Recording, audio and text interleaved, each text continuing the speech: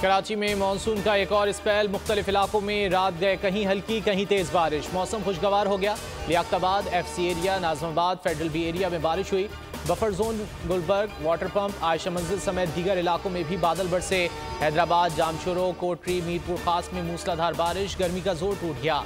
बेशतर इलाकों में बिजली की फराहमी मुअत्तल। शहदादपुर, टंडो आदम और गिरदोनवाह में नशेबी इलाके ज़ेरे आब आ गए।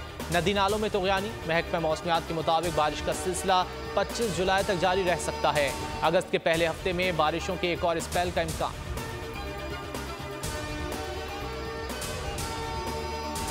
मुल्क भर में मानसून बारिशों की तबाहकारियां, 9 अफराद जान से गए। खैबर पख्तूनख्वा में 4 अमवात। मानसहरा में बारिशों से 3 कच्चे घरों की दीवारें गिर गईं। खातून और 2 बच्चों की जान चली गई। 4 अफराद जख्मी। मंडी बहाउद्दीन में मलबे तले दबकर एक खातून जान गंवा बैठी। अपर चित्राल में राब्ता पुल टूट गया। बलूचिस्तान को पंजाब से मिलाने वाली कौमी शाहराह फोर्ट पिंडरो के मकाम पर बंद। बोलान नदी में तुग़यानी। पंजरा पुल के करीब कौमी शाहराह और झलमक्सी में M8 ज़ेरे आब। पटक बाजार में आबी रेले से कच्चे मकानात मलियामेट। लाहौर भी डूब गया। बारिश के पानी में नौजवान डूब गया। हरबंसपुरा और गाजियाबाद में पानी घरों में दाखिल। सर्विसेज अस्पताल में ऑपरेशन के दौरान जनरेटर का डीजल खत्म हो गया। मरीज बेयारो मददगार पड़े रहे। पाकिस्तान में आज़ादाना, मुनसिफाना और पुरअमन इंतखाबात के इनेकाद के लिए पुरुम्मीद हैं। इंतखाबात का ऐलान हौसला अफजा है। अमरीकी नायब मुआविन वज़ीर ख़ारजा एलिज़ाबेथ हॉरिस का पाकिस्तानी मीडिया से गुफ्तगू। कहा, पाकिस्तान और अमरीका के दरमियान पायदार शराकतदारी है।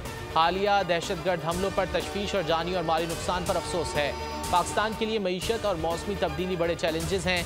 पाकिस्तान और अमरीका की मुतादिद मामलात में मुश्तरका दिलचस्पी है।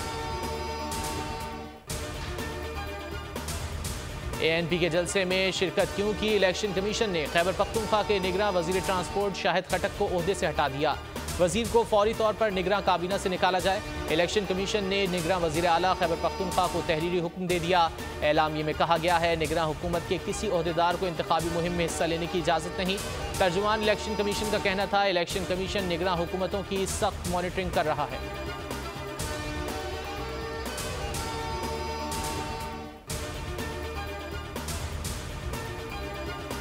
निगरान हुकूमत इलेक्शन अमल पर असरअंदाज होने की कोशिश ना करे। निगरान हुकूमत के काबीना अरकान सियासत इलेक्शन मुहिम में शिरकत नहीं कर सकते। सेक्रेटरी इलेक्शन कमीशन ने निगरान वज़ीर आला पंजाब मोहसिन नकवी को खत लिख दिया। तमाम सियासी फरीकैन को बराबरी के मौके फराहम किए जाएँ।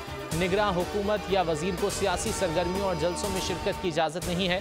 काबीना अपनी फ़राइज़ आइन और कानून के मुताबिक सर अंजाम दे। खिलाफ वर्जी की सूरत में इलेक्शन कमीशन सख्त इक़दाम करेगा।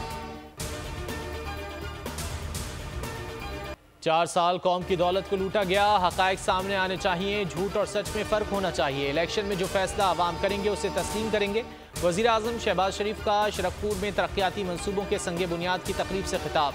कहा, 4 साल पाकिस्तान में एक ढीला नहीं आया।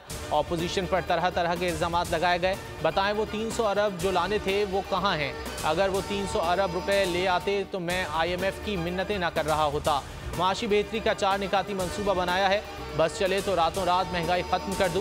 महंगाई का दौर फूंके मारने या जादू टोने से नहीं, मेहनत से खत्म होगा।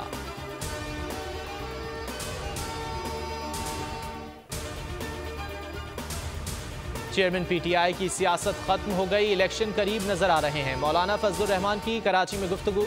कहा, निगरान हुकूमत को सोचना है इलेक्शन कब और कैसे कराने हैं। मगरबी कुव्वतें चीन की सरमायाकारी रोकने के लिए ब्लैकमेल कर रही हैं। आलमी सतह पर पाकिस्तान को ब्लैकमेल किया जा रहा है। IMF ने फ्रंटमैन का किरदार अदा किया।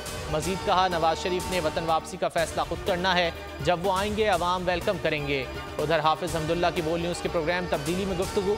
कहा, चेयरमैन PTI पर आर्टिकल 6 के तहत मुकदमा बनना चाहिए।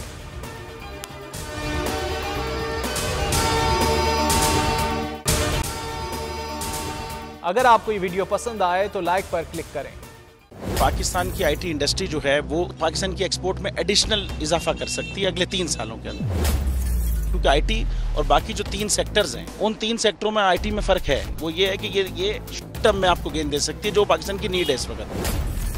IT को तो पहले भी, इससे पहले वाली हुकूमतें और इससे पहले भी लोग डिफाइन करते आए कि जी यार IT से बहुत चेंज आ जाएगा। क्या वो इम्पैक्ट हुआ IT इंडस्ट्री के ऊपर जो हम समझते थे और चाहते थे? पाकिस्तान की IT एक्सपोर्ट्स इतनी हो जाएंगी कि पाकिस्तान के सारे मसले मसाइल ख़त्म हो जाएंगे, वो तो नहीं हुआ। आपकी जो पॉलिसीज हैं वो कॉन्फ्लिक्ट हो रहा है। क्या हमने ऐसी पॉलिसीज रखी हुई है कि गूगल मजबूर हो यहाँ पे ऑफिस खोलने में? पॉलिसीज के तहत करना होगा। वो 2 से 3 महीने 4 महीने में खुद ब खुद ऑफिस स्टार्ट करेंगे। जो आपके मुल्क का आईटी का एंटरप्रेन्योर है, $100 मिलियन तो वो बाहरी अकाउंट रोक लेता है। आप उसको मोटिवेट करके उसको फिर फोकस करें, उस पर इंसेंटिव करें, वो आपको 100 आएगा तो आपका 5 टाइम्स इंक्रीज हो जाएगी फौरन। टेक्सटाइल में हम क्या करते हैं, हम उठाते हैं बाहर के किसी ब्रांड के लिए टी शर्ट यहाँ बनाते हैं, उसको दे देते हैं। लेकिन अब आईटी के बाद अगर आप अपना ब्रांड बना के लोगो वहां पे बेचेंगे, चाहे B2B बेचें चाहे B2C बेचें, पॉसिबल है। पाकिस्तान की जो एक्सपोर्ट में ये $30 अरब से ज्यादा का इजाफा इससे हो जाना खाली यार। गवर्नमेंट के फंडों से इदारे बनाकर और उनके थ्रू कोई रेवोल्यूशन आ जाएगा, सवाल ही नहीं है। तो आपने इंतखाब सही कर लिया है, अब आगे चीज सही करनी है, बस आप सही डायरेक्शन में सही चीज होगी इंशाल्लाह। मैं समझता हूँ $50 अरब तक की आईटी एक्सपोर्ट में कंट्रीब्यूट कर सकता है पाकिस्तान। सब्सक्राइब करें और बेल दबाएं ताकि कोई खबर रह न जाए।